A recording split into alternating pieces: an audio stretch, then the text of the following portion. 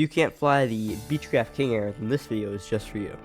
In this video, you can expect a startup tutorial, taxi tutorial, a takeoff tutorial, cruise basics, and a nice landing tutorial. So without further ado, let's get right into the basics.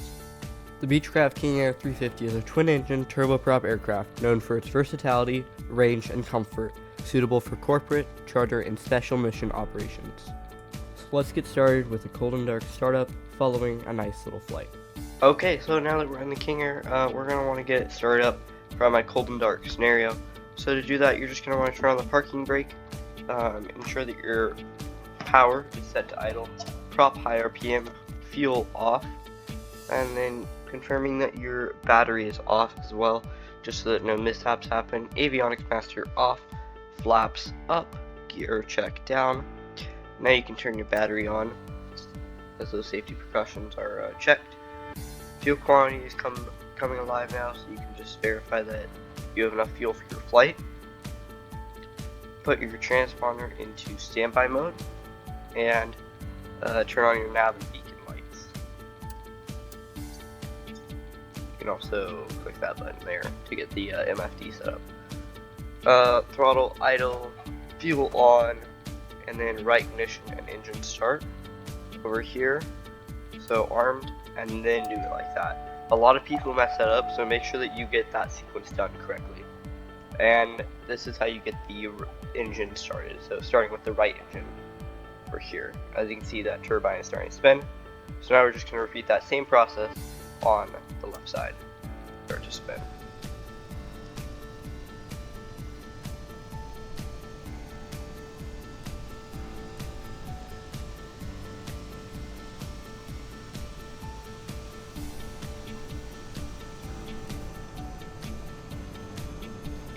Turn on your generators, and then you're going to want to turn off your starters once your engines are started, of course. And that's just so that the starters aren't always running. So as you can see, the engines are maintaining power. All of our instruments are in the green still.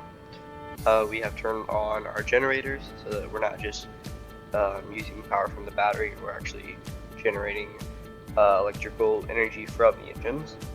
And then you're going to turn on your avionics so that you get everything working, especially your autopilot if you want it. Turn on your taxiway lights over here, and you can begin taxiing.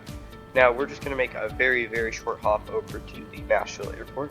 That's a little bit south of us, down here. So we're just going to make a short hop.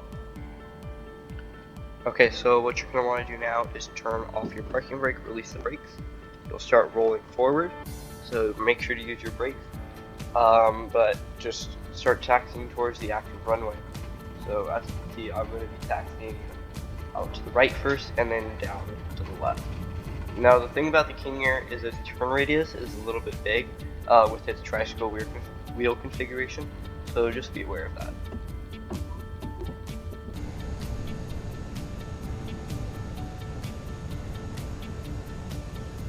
So now that we're nearing the end of the runway, you're going to want to go through your before takeoff checks. So turn off your taxiway light, turn on your landing lights, turn on your strobe lights,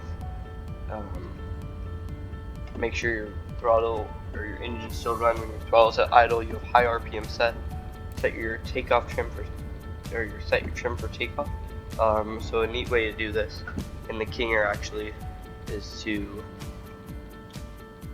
go down to it, and you can kind of just see where it's rotating, and then you can kind of see where it has that chip. That's where you want your 0 to be, and that means your trim set for takeoff.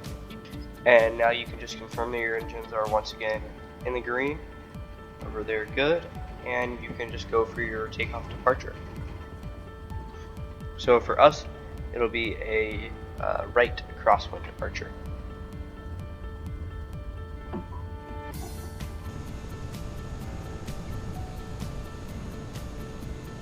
Now that we're centered on the runway, let's just go for it. And if you need to, always set your flaps, but for this departure, we don't need it. Alright, there we go. And the King Air can be a little rough on takeoff, so I would suggest practicing them. My controls, unfortunately, are not having the sensitivity they need for the King Air, so definitely something I would recommend people do if they actually want to fly this aircraft a lot. Positive rate gear coming up, and then you would incrementally raise the flaps as well during this time.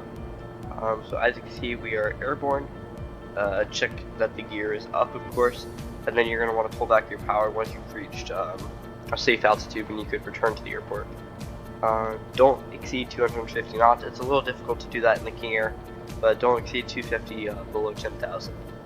And then we'll just make a right hand crosswind departure leg outbound. Okay, so at this altitude I could return to the airport, so I'm just going to pull the power back a little bit so that I'm not destroying the engines. So that in order to do that, you're going to pull the power back and then your RPM. And normally this would be set to your climb power setting to your cruise power settings. We're going to climb up to 3,500, and we should be able to see Nashville here in a second. Should just be, yeah. You can kind of see the lights out there. That's the Nashville airport. So we'll just do a straight in approach for their runway out here. One of their runways. And like I said, 3,500. If you want to set that in the autopilot, just scroll up to 3,500, like there. And then if you actually want to engage the autopilot, you have to hit vertical speed and then set it up a little bit to your desired vertical speed increase, and then turn on your autopilot, which happens here. And then of course I have roll on, so I'm going to hit heading, and then I'll just set the heading to of course towards Nashville, so like a 250. And then now we're at 3,500, we can pull the power back just a little bit more.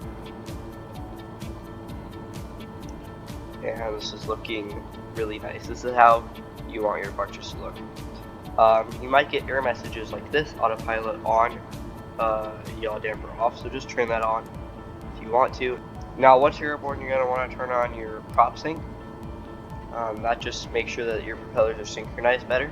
It's a little bit smoother for your flying.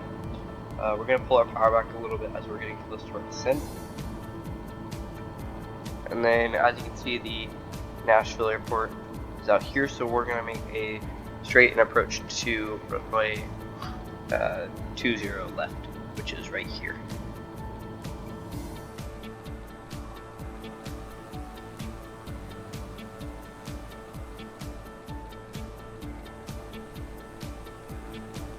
So once you get close enough to your arrival airport, you're going to want to turn off your autopilot and the settings, and then you're just going to want to visually hand fly the approach.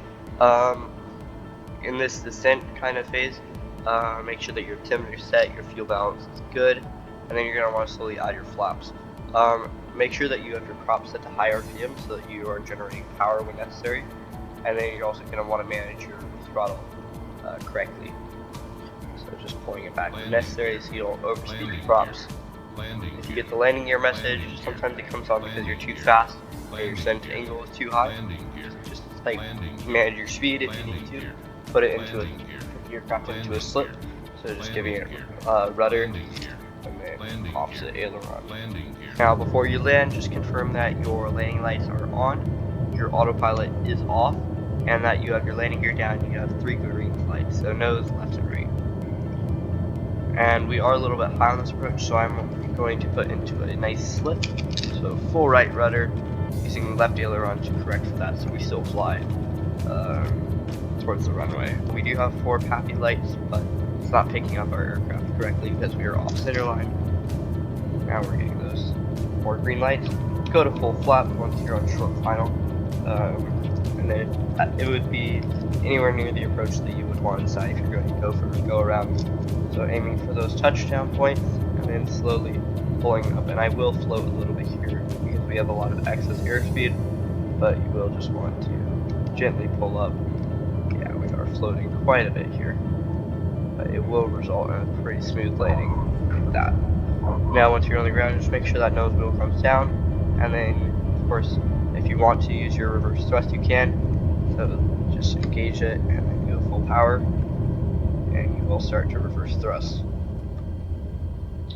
And then you can just exit the runway here at your next taxiway. Remember to pull up your flaps and just taxi up to your parking spot.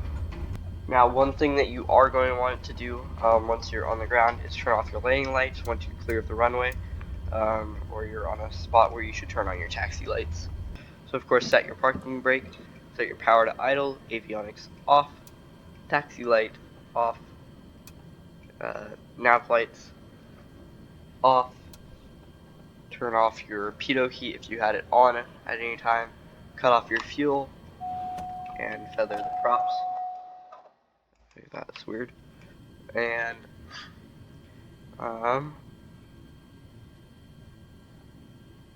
turn off your generators and battery. And that's how you fly King Air 350 in Microsoft Flight Sim correctly.